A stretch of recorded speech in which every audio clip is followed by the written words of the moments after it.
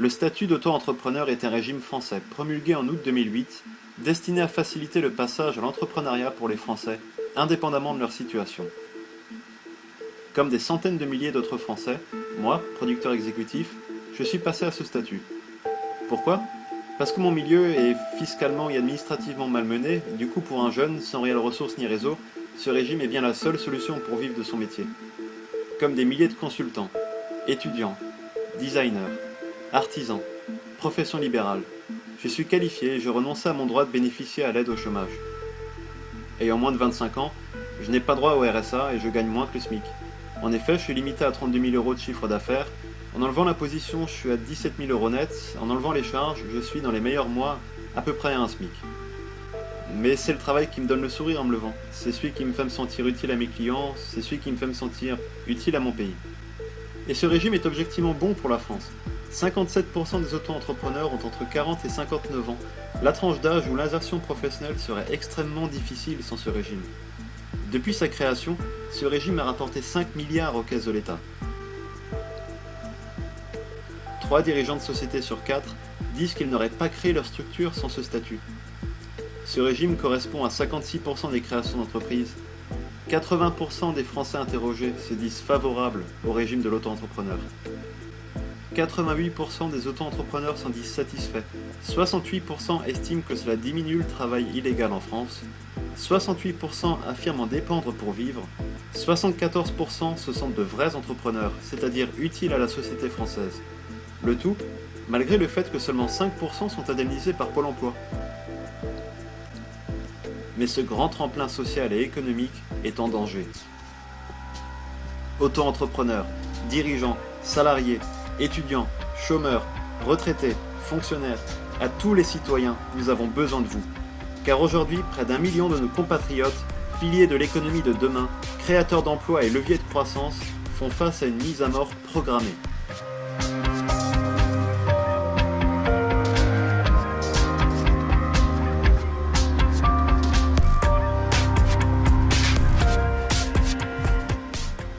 Madame Sylvia Pinel, ministre du Commerce et de l'Artisanat, a annoncé son objectif de limiter dans le temps le régime de l'auto-entrepreneuriat, sans aucune concertation avec les partenaires sociaux. En plus de la hausse des cotisations sociales et de l'injustice fiscale que représente le format actuel de la cotisation foncière des entreprises, cette limitation dans le temps, sous quelque forme que ce soit, pourrait bien être le plus terrible plan social depuis bien des années, mettant des centaines de milliers de travailleurs qualifiés au chômage. La raison ? Les auto-entrepreneurs feraient de la concurrence déloyale aux artisans. Une affirmation purement et simplement fausse, balayée par un rapport de l'Inspection générale des affaires sociales et de l'Inspection générale des finances, rapport pourtant demandé par le gouvernement. Outre ce rapport, 2 autres textes seraient ignorés par Madame la Ministre si ce projet venait à aboutir. L'article 14 de la Constitution stipule que la liberté d'entreprendre est garantie dans le cadre des lois et règlements en vigueur. Mais surtout, l'article 23 de la Déclaration des droits de l'homme et du citoyen, toute personne a droit au travail, au libre choix de son travail, à des conditions équitables et satisfaisantes de travail et à la protection contre le chômage. Est-ce ainsi que notre gouvernement souhaite inverser la tendance du chômage en 2014 ? En pénalisant les créateurs d'emplois ? En les renvoyant à Pôle emploi ? Voici ce qu'en pense Hervé Novelli, fondateur du régime de l'auto-entrepreneur, ancien secrétaire d'État chargé du commerce, de l'artisanat, des petites et moyennes entreprises, du tourisme, des services et de la consommation. C'est la mort de l'auto-entrepreneur. On n'est pas entrepreneur ou auto-entrepreneur pour une durée limitée. Et donc je trouverais ça un coup mortel, en contradiction parfaite avec ce que vient de dire le président de la République. C'est pour défendre l'avenir des auto-entrepreneurs que le mouvement des Poussins est né. Collectif composé d'auto-entrepreneurs et de citoyens, apolitiques, transpartisans et indépendants de tout syndicat. En signant leur pétition, adressée à Madame Pinel, à Arnaud Montebourg, ministre du redressement productif, ainsi qu'à Madame Pellerin, ministre déléguée au PME, à l'innovation et à l'économie numérique, vous faites valoir le droit de travailler et d'exister de près d'1 million de concitoyens.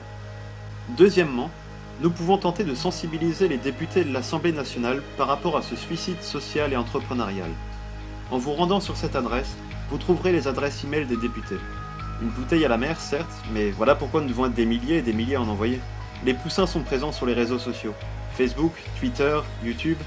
Vous pourrez y être informé en temps réel, savoir quelles futures actions sont prévues et diffuser ce message à vos contacts. Aujourd'hui, je ne me lève plus avec le sourire que m'inspire mon métier, car j'ai peur de ne plus avoir le droit de le faire. Je me lève avec une peur sortie d'un autre âge, d'un autre continent. La peur que m'inspirent ces symboles faits pendant la lutte de l'indépendance en Amérique. La devise latine voulant dire « de plusieurs un », le drapeau de Benjamin Franklin implorant l'unité face au danger, et le drapeau de Gadsden sur lequel il y a marqué « ne m'écrasez pas ». J'ai toujours eu peur d'avoir à reprendre ces phrases face au gouvernement de mon propre pays. Mais aujourd'hui, je n'ai pas le choix. Ne tuez pas dans l'œuf nos projets. Ne nous écrasez pas. L'auto-entrepreneur, ce n'est pas un concept. L'auto-entrepreneur, c'est quelque chose qui est utilisé par 800 000 Français aujourd'hui, avec un triple impact. Un impact économique. Ce régime est rentable pour la France. Les auto-entrepreneurs cotisent et payent des charges. Ils versent 1 milliard d'euros de chiffre d'affaires à l'État tous les ans. Il y a un véritable impact économique. Ce régime a un impact social. Il permet à 300 000 demandeurs d'emploi aujourd'hui de retrouver une situation, un statut, une activité, un pied dans l'emploi, une condition opérationnelle. Et là, c'est un point fondamental. On touche du doigt avec cette mobilisation toute la profondeur sociale, sociétale de ce régime. Et puis ce régime, il y a une troisième réalité, c'est que ce régime il est entrepreneurial et qu'il a permis, finalement, c'est un merveilleux outil pédagogique pour mettre le pied à l'entreprise. La première réforme que l'on vise, c'est la limitation dans le temps des activités pour les personnes qui seraient en activité principale. La deuxième mesure que l'on vise, c'est la limitation en chiffre d'affaires pour ceux qui seraient en activité secondaire. Ces réformes-là nous apparaissent comme un contresens économique, une contradiction avec les propositions de François Hollande lors des assises de l'entrepreneuriat, et un contresens social, puisque ça va toucher des populations défavorisées, précaires, qui ont souvent peu de pouvoir d'achat et qui comptent énormément sur le régime de l'auto-entrepreneur pour vivre. La concurrence déloyale est un argument chétif qui a été remis à plat par l'Inspection générale des finances, par le Conseil supérieur de l'ordre des experts comptables. Tout le monde s'accorde à dire aujourd'hui qu'elle n'existe plus, notamment après la dernière évolution du PLFSS 2013.